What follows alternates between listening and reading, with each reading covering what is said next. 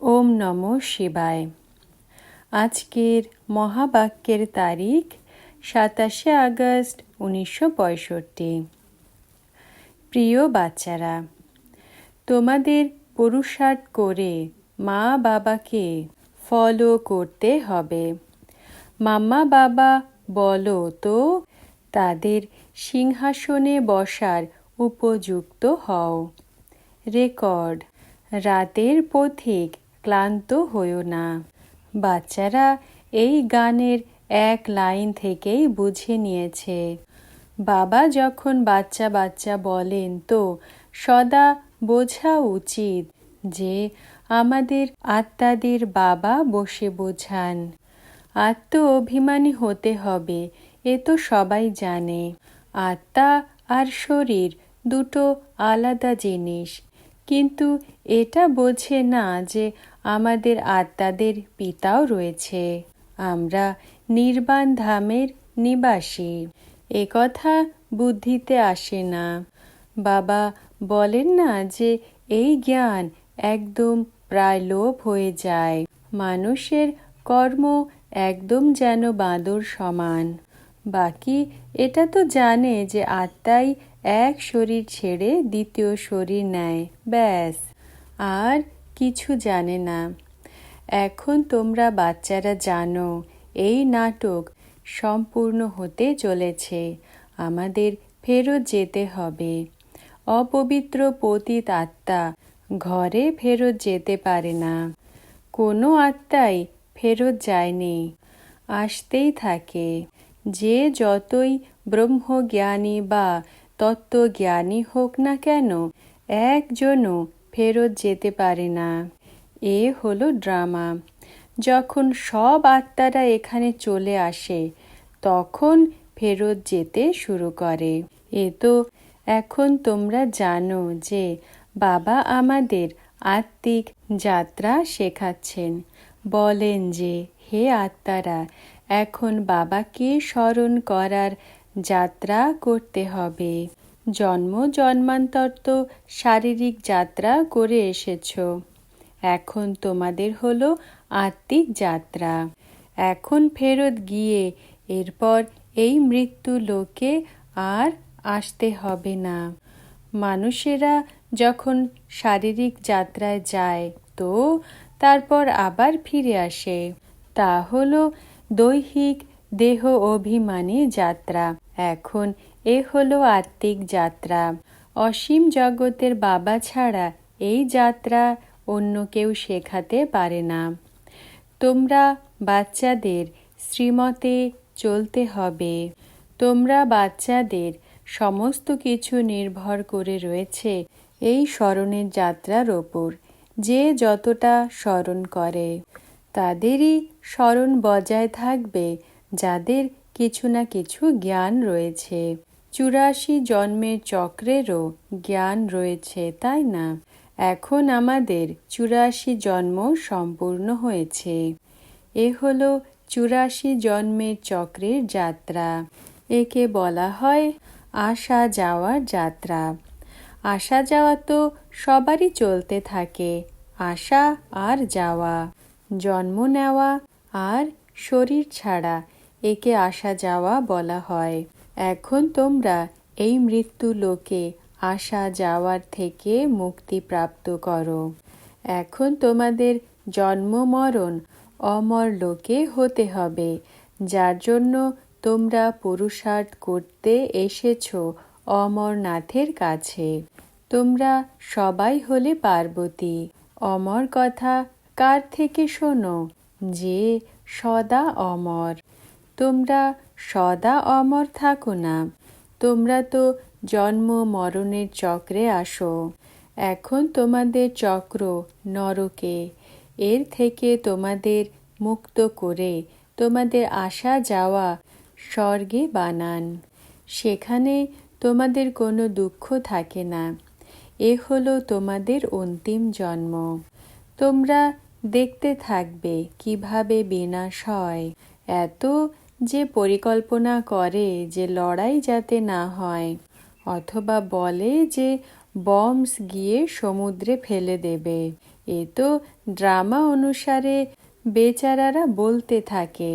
আমেরিকাতেও এমন এলেবেলে ব্যক্তি ছিল যে বলেছিল আমি প্রেসিডেন্ট হব, যার যা মনে আসে বলে দেয়, কারণ এই দুনিয়াই হলো পাগল মনুষ্যদের। এমন অনেক বড় বড় গুরু রয়েছে যাদের শ্রী শ্রী 108 জগৎগুরু বলা হয়, যাদের লক্ষ ফলোয়ার্স রয়েছে। আগা খায়ের কত ফলোয়ার্স রয়েছে। তাকে কখনো সোনায় কখনো হিরেতে ওজন করা হয়। এখন সে সারাদিন কি করে? তো এসব হলো অন্ধশ্রদ্ধা, তাই না? বাবা বলেছেন এসব হলো অন্ধের সন্তান। অন্ধ অন্ধ কেন? কারণ সবাই আসুরি মতে চলে, কারণ রাবণ রাজ্য। তোমরা এখন সঙ্গম যুগে রয়েছ, আর দুনিয়ার মানুষদের জন্য কলিযুগ সবে শুরু হয়। 40,000 বছর পরে কারোর জন্য সঙ্গম আসবে। এই রোগ বের হয়েছে শাস্ত্র থেকে। এই জন্য বাবা বলেন যে তোমরা যা কিছু বেদ শাস্ত্র আদি পড়ো, দান পুণ্য আদি জন্ম জন্মান্তর করে এসেছ, এসব হলো ভক্তি মার্গ। ভক্তির দ্বারা দুর্গতি হয়। নতুন ঘরকে সদ্গতি, পুরনো ঘরকে দুর্গতি বলবে। দুর্গতি দেখে মালিকের দয়া হয়, এখন নতুন বানাই। এও দুর্গতি থেকে আবার সদ্গতিতে নিশ্চয়ই হতে হবে। সমস্ত দুনিয়া সদ্গতিতে ছিল। তোমরা জানো ভারতে আমরাই সদ্গতিতে ছিলাম, আমরাই আবার দুর্গতিতে এসেছি। এখন বাবা বসে বোঝান, এখন হলো সঙ্গম যুগ, যখন তোমরা ব্রাহ্মণ থেকে দেবতা তৈরি হও। ব্রাহ্মণ বর্ণ হলো উচ্চ। এ হলো প্র্যাকটিক্যাল কথা। ব্রাহ্মণ না হয়ে কেউ দেবতা বর্ণে আসতে পারে না। তোমরা নিশ্চয় করো যে আমরা ব্রহ্মার সন্তান। শিব বাবার থেকে দৈবী রাজ্য প্রাপ্ত করছি। এখন তোমাদের পুরুষার্থ চলতে থাকে। রেস করো, খুব ভালোভাবে পড়ে অন্যকে পড়িয়ে যোগ্য বানাই। রাবণ যাকে অযোগ্য বানিয়েছে তাকে যোগ্য বানালে তো সেও স্বর্গের সুখ দেখতে পাবে। কৃষ্ণপুরীকে তো সবাই স্মরণ করে। শিশু রামচন্দ্রকে কেউ দোলনা আদিতে ঝুলায় না। কৃষ্ণকে অনেক ভালোবাসে, কিন্তু তা হলো অন্ধশ্রদ্ধা। কিছুই বোঝে না। বাবা বুঝিয়েছেন এই সময় এই সৃষ্টি হলো কালো। ভারত অনেক সুন্দর ছিল, গোল্ডেন এজ ছিল, এখন আয়রন এজে। তোমরাও আয়রন এজে ছিলে, এখন আবার তোমাদের গোল্ডেন এজে যেতে হবে। বাবা স্বর্ণকারের কাজ করছেন। তোমাদের আত্মাতে যে লোহা আর তামার খাদ পড়ে রয়েছে তা বের করা হয়। তোমাদের আত্মা আর শরীর দুই এখন নকল হয়ে গেছে। এখন আবার তোমাদের আসল সোনা হতে হবে। আসল সোনাতে অনেক খাদ মিশিয়ে একদম নকল হয়ে যায়। তোমাদের আত্মাতেও এখন একদম অল্প সোনা গিয়ে রয়েছে। গয়নাও পুরনো হয়ে গেছে। 2 ক্যারেট সোনা বলা হবে। তো বাবা বসে বোঝান যে ভারতের মতি এই সময় বিগড়ে গেছে। যখন মতি বিগড়ে যায় তখনই বাবার দ্বারা আবার শ্রীমত প্রাপ্ত হয়। ভারত স্বর্গ ছিল।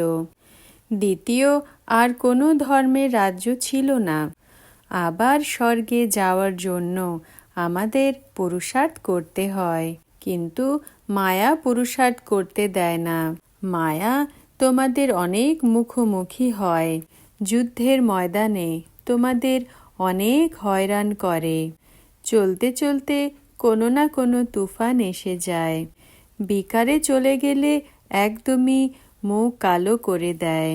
বাবা বলেন, এখন আমি তোমাদের গৌরমুখ করে দেই। এখন আবার বিকারে গিয়ে মুখ কালো করে ফেলো না। যোগের দ্বারা নিজের স্থিতিকে শুদ্ধ বানাও। শুদ্ধ হতে হতে সমস্ত খাদ বের হয়ে যাবে। এই জন্য যোগ অগ্নির ভাতটিতে থাকতে হবে। স্বর্ণকারেরা এই কথাকে খুব ভালোভাবে বুঝতে পারবে। আগুনে দিলে সোনার খাদ বের হয়ে যায়, তখন আসল সোনা হয়ে যায়। বাবা বলেন, এখন তোমরা যতটা স্মরণ করবে ততটা শুদ্ধ হতে থাকবে। বাবা তো শ্রীমত দেবেন, আর কি করবেন? বাচ্চারা বলে যে কৃপা করো। এখন এতে বাবা কি কৃপা করবেন? বাবা তো বলেন যে স্মরণে থাকো তো খাদ বের হতে থাকবে। তো স্মরণে থাকতে হবে নাকি কৃপা বা আশীর্বাদ প্রার্থনা করবে? মহাবাক্যের শেষের অংশ পরবর্তী ভিডিওতে আপলোড করা হবে। ওম নমঃ শিবায়।